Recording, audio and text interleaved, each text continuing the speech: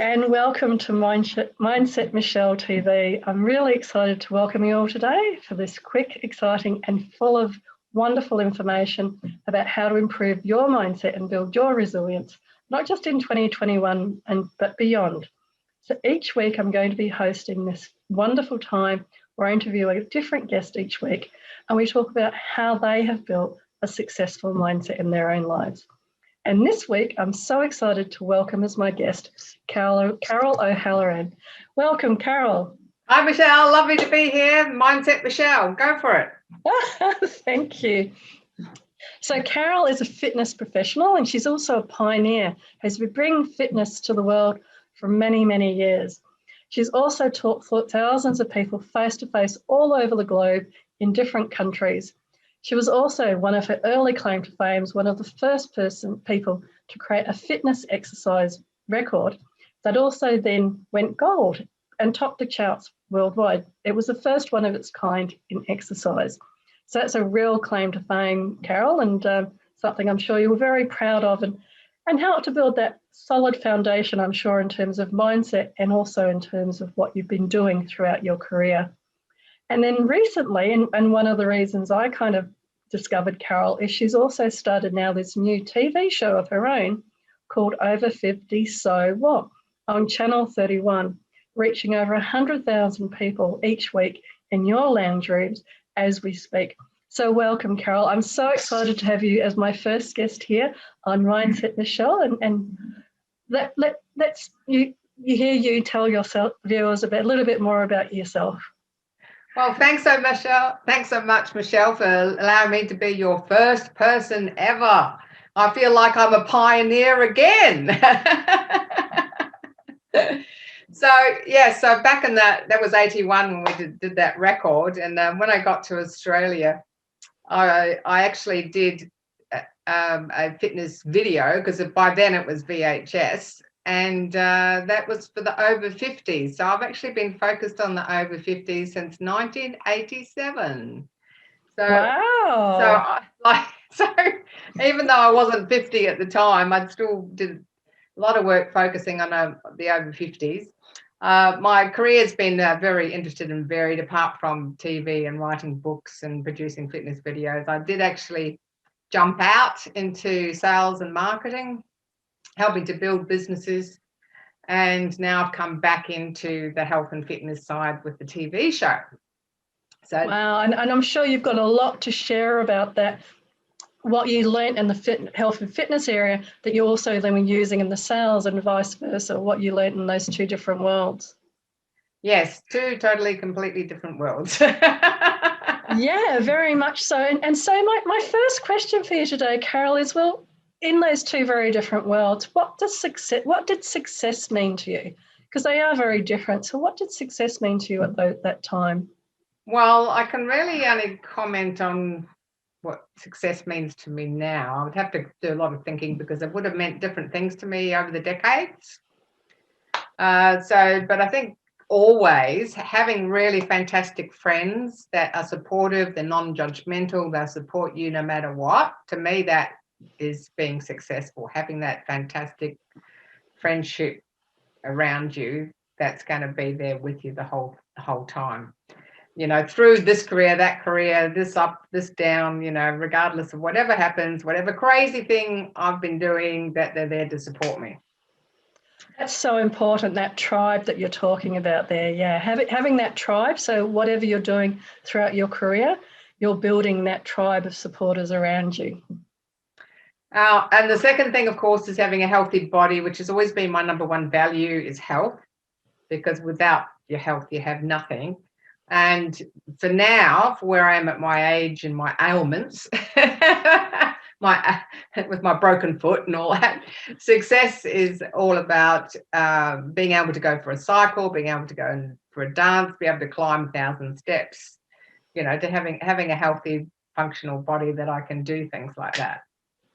And success, interestingly enough, for you last year was also very much tied into being able to leave the house because you're in Melbourne. Success was being able to actually go out and enjoy some of that fresh air and exercise. Yes, it was. Absolutely. And the third thing, as far as success goes, is doing something you're passionate about. So, you know, when I'm doing TV, when I'm speaking, when I'm writing books, whatever, you know, following my passion, then I feel I'm successful. That's what success means to me. So, what do you think are the 3 tips that you would give our listeners, our viewers then? Your 3 tips, what are they for building a successful mindset? Well, having learnt scuba diving at 57 and find myself in another state with no job at 58, not knowing anybody, you know, I've had to have a bit of resilience to pick myself up and start again. And just recently, in the last 18 months, you know, I'm now almost 65 and I've just reinvented myself yet again and started from scratch again. So tapping into that background that I've got, the number one thing is to constantly go out of your comfort zone is my number one tip. So I've always gone out of my comfort zone, whether it's leaping out of a plane or whether it's just going for a job that I thought, well, maybe I'm not quite up to that job, or whether it's, you know, going and working in a prison or whatever, just constantly doing things that take you out of your comfort zone, because every time you do it, it expands your comfort zone and expands your amount of courage and expands your sense of resilience, that you can cope with a variety of situations, a variety of people in your life. So number one, getting out of your comfort zone. And what do you think was probably the scariest time that you did that you can think of in your life where you really felt a bit worried when you got out of your comfort zone? Well, it was pretty, skydiving was pretty scary when I got to the door of the plane. And then when I learned scuba diving at 57, and my third boat dive was, I came down the rope and there were sharks circling around the rope. That was a little bit intimidating. Okay. Oops. I suppose, you know, sorry, I'll just turn off my here now staying live on customer live. On another note, being a bit scary is being responsible for, you know, multi-million dollars worth of business, you know, so, you know, being responsible for millions and millions worth of business, I think, was a little bit scary as well. And where were you doing that, Carol? Where were you responsible for the $1 million? Well, for 15 years, I was in food manufacturing. So I was working with a lot of major customers and helping build businesses both in Australia and globally, international distributors, etc. That would have been very scary, yeah. And your third tip, your third thing that you think is really important for building your mindset? Well, the second one is not living with regrets. So if you've got something, I've always wanted to do that, I thought it might be nice to do that, or I thought it might be nice to go there or whatever, instead of just going, just do it, because I think it's better to try and fail than not to try and then have regrets. So that you're not at the, you know, in the later years of your life saying, oh, I really should have had a go at that. I really should have done that, you know. So not living with regrets. So just to try and fail, just try. And the third one, of course, for mindset, I do have move your body, because if you're feeling stressed, if you're feeling down, if you're suffering a bit of depression or whatever, moving your body is going to elevate your mood and it's going to elevate your energy level. And it really helps your mindset. Moving your body, getting your mood up, elevating your energy level helps your mindset. So in terms of movement, because that's a favourite of mine as well, helping people to understand that any type of movement, so it doesn't necessarily need to be exercise or anything too difficult to do. It just can be physically standing up from your desk and walking outside to get some fresh air for a minute. Why do you think, and tied into that, how can people improve? Why do you think people don't necessarily do that or find that hard to do? What is it in their mindset that's not quite necessarily connecting for them to go, oh, yeah, I need to take care of myself at the moment and get up and move? Well, I think it's mostly about habit, not getting into the habit. I think that once you I established the habit very, very early on in life. So I know that, I need to get up from the computer and go for a walk, or I know then that if I'm feeling a bit, I go out for half an hour, an hour's walk, or something like that. So one of the books I wrote was called 5 Minute Fitness, and that was designed for all those people that you're talking about. So that any kind of movement is fantastic, and anything you do is better than nothing. And even if you're going to make it a more structured thing, just go for 5 minutes. Just do 5 minutes, because you think, oh, yeah, I can do 5 minutes, no problem. And then once you start doing 5 minutes and then becomes a regular thing, then you might find yourself doing 10 minutes, 15 minutes, whatever. Yeah, it's changing that mindset. So it's not necessarily as difficult as it might feel or seem like it's going to be. So that once you make that step or take that first step, it can get easier and easier to do. But these are fabulous tips, Carol. So moving out of your comfort zone, living with no regrets, and moving your body. They're three very, very strong and important ways to actually improve and lead to a success mindset. So I'm glad that we started with when you were younger and when you were winning gold medals and going gold on the charts.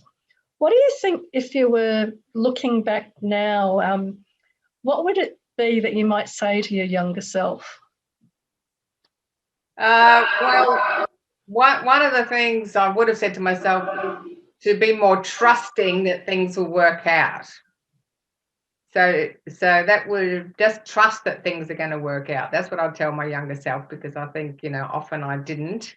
And tied in with that, the other thing for my younger self would be, don't stay in a career or follow in a job or whatever that is not in line with your passion. Don't stay there too long. You might stay there for a little while to upskill, to get some more skills and things that you can take into another career or another direction, but don't stay too long in that career.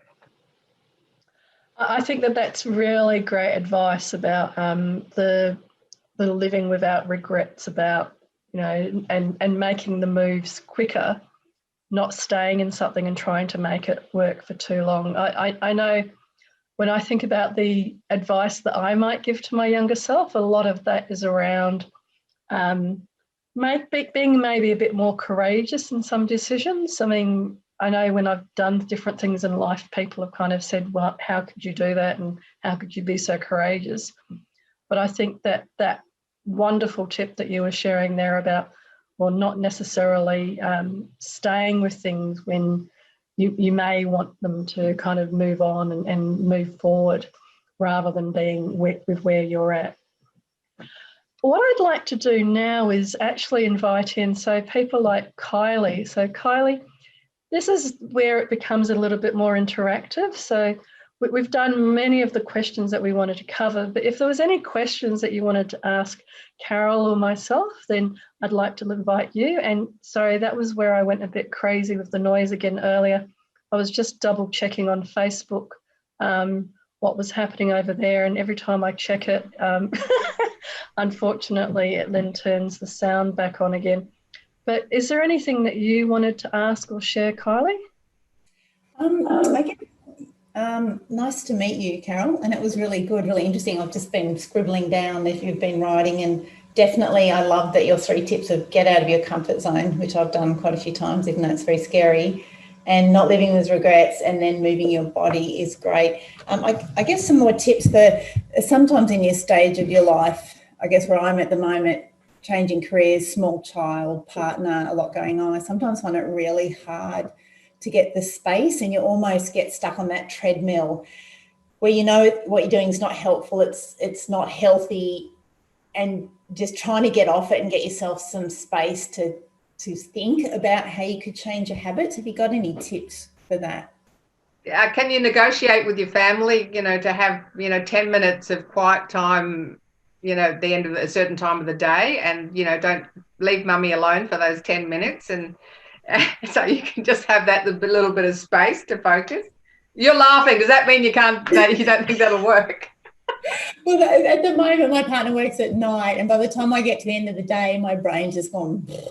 Like I mean, I am fortunate that at the moment she's back at school, but of course then I'm madly, answering emails and trying to get through the stuff in the day that I find it a little bit hard to sort of have that space to pull back from it rather than get all the jobs done, to try and plan a little bit better, I guess. Well, I think it's about committing to yourself and saying, well, after breakfast, after she's gone to school, I'm going to have this time between 10:30 or something, and say, this is my time. Or you might just start with, like we said, 5 minutes, because it's just getting you started. So you might go, okay, I'm having 5 minutes from 10 o'clock. That's it. Yeah, just make that space, get in the habit of it. Get the habit of it. Yeah. That's great, Carol. And I'll just add to that, Kylie. One of the things that I work with my clients around is actually time blocking their day. So as you said, you can't think when it gets later in the day. So it's really important to understand whether you're a morning person or an afternoon or an evening person, and when you're then more productive. Now, many people are more productive and can think clearer in the mornings, but others can't think clearly before like lunchtime or whatever. But whatever time of day it is for you, to think about, well, that's when I'm focused on maybe a project or two. But then these other times of the day, I'm either doing admin or house or whatever task, you don't have to think as much about those tasks. And within that time that I'm talking about, when you're talking about those tasks, one of those tasks would be, as we've been talking about, going for a walk even just into the garden with a cup of tea for 5 minutes. And I know it sounds really simplistic, but it's that pattern interrupt that we were talking about, that once you've done it once and gone and sat in the garden for 5 minutes, you'll do it again and you'll go into the garden for 10 minutes. And so it's building those habit muscles, I like to talk about, building those habits so that we all get very overwhelmed. And as the year is starting up again, there's so much going on, and with kids and school and everything, we just are flat out juggling and we need 10 hands rather than 2. And in amongst that, it's even more important as we start this year to then start building in some of those routines that will support you for the sprint of the year for the marathon of the year rather than the sprint. Does that make sense, Kylie? Yeah, it does. Put a structure in, and yeah, it does. Thank you. Yeah. Any other questions? Or I've kind of got the notifications happening on Facebook, but who knows? That's one of the joys of live TV and live everything, trying to see what's happening where. So, Carol, if you're also giving advice, because Kylie raised a really good point there around people that aren't necessarily just thinking about themselves when they're looking at the mindset and building a mindset for success. They have to think about partners, kids, cats, all sorts of other responsibilities in their life, if you like. What would be your advice or your tip about, out of the different things, the exercise, the comfort zone, what do you think would be the most important one for people like Kylie? Well, I mean, I think it's great, for her to set, Kylie, for you to set the example. So if you start taking 10 minutes for yourself, and then your child realizes they can have 10 minutes to themselves, and your partner can have 10 minutes to himself, and they've all got their own little space.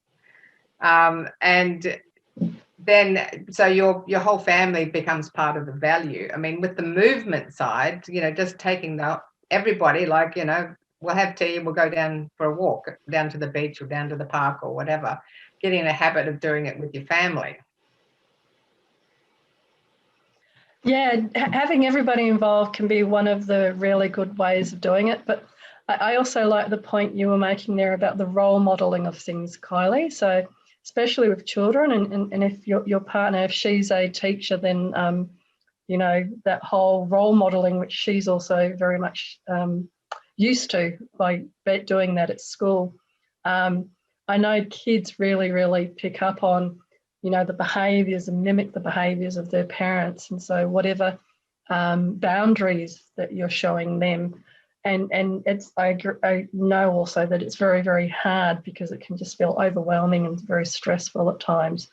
But stepping back, and that's where I keep talking about going out in the garden, but it could even be, you know, walking to a different room. There was something really fascinating I heard the other day about the reason that when we walk from one room to another, we a lot of times forget about why we were going into that other room. I heard that it was actually something quite primordial in our brains. It was a survival thing, that our brains had reset because we're in a new environment. So that was why we actually forget about why we've walked into a different room. So using that to then also forget about, you know, why you're stressed or tired or upset or anxious because you've forgotten why you walked into the bedroom, into the kitchen, into whatever room it is. But that movement and that action again can be just so helpful to actually shift your mindset and start to build more and more those habits for success. So Carol, you've shared some amazing stuff today. Do you want to talk a little bit more about how people can connect with you? Yeah, so I've got the TV show running Over 50 So What. So you can actually find Over 50 So What on Facebook and YouTube.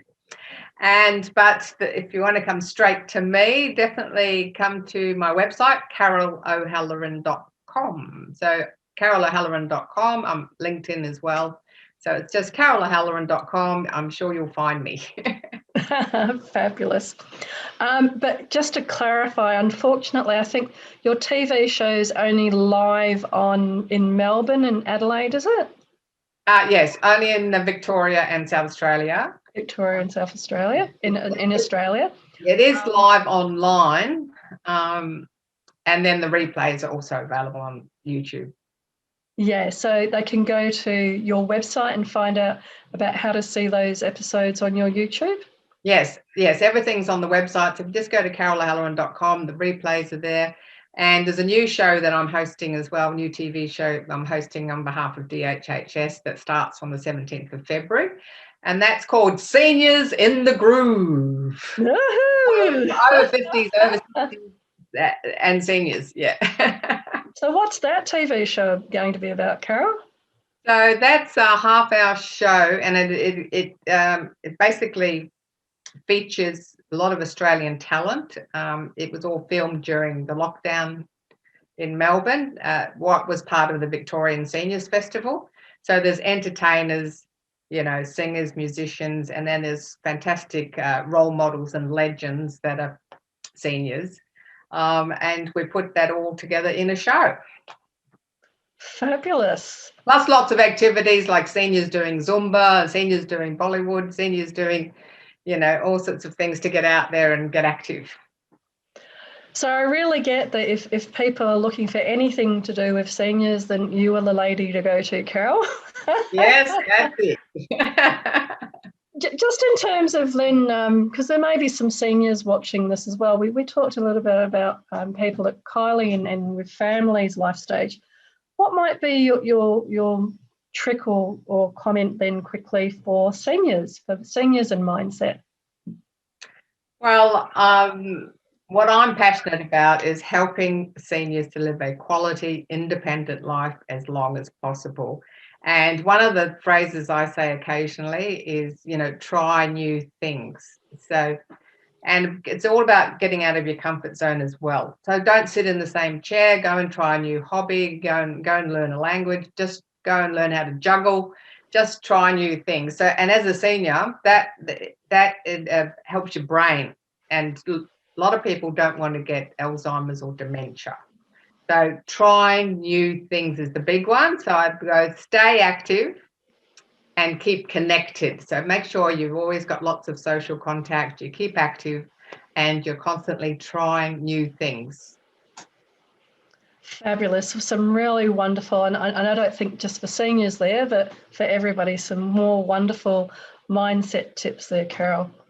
Well, we're coming up for the half hour, so I just want to thank again Carol O'Halloran for being my fabulous first guest on the Mindset Michelle show. It's been exciting to get live and get kicking here today.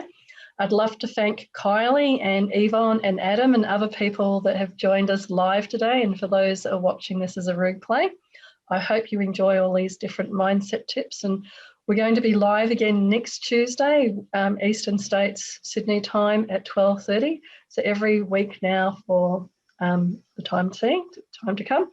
12:30, Mindset Michele TV, had to think of the name again. Mindset Michele TV, 12:30 on Tuesdays. I hope you can join us. As you've seen from the flow of the show, there'll be a bit of an interview at the beginning, and then there'll always be time so that you, the viewer, also have an opportunity to then ask your questions and have a little bit of interaction, so that if you wanted to ask my guest or myself any further explanation or any further insights to help you, because that's why I'm doing this. I'm doing this to actually help you to build that mindset to success, to build those skills and those habits that we all need, and we all need reminding, so that we can keep building healthier and healthier lifestyles, not just in 2021, but beyond. And I'd also like to dedicate this first episode to one of my heroes, Louise Hayes. Oops, there goes my voice. One of the inspirational things that I always remember her talking about was she got up on stage when she was 74 or something, and she made this fantastic statement about today being the first day of the rest of her life.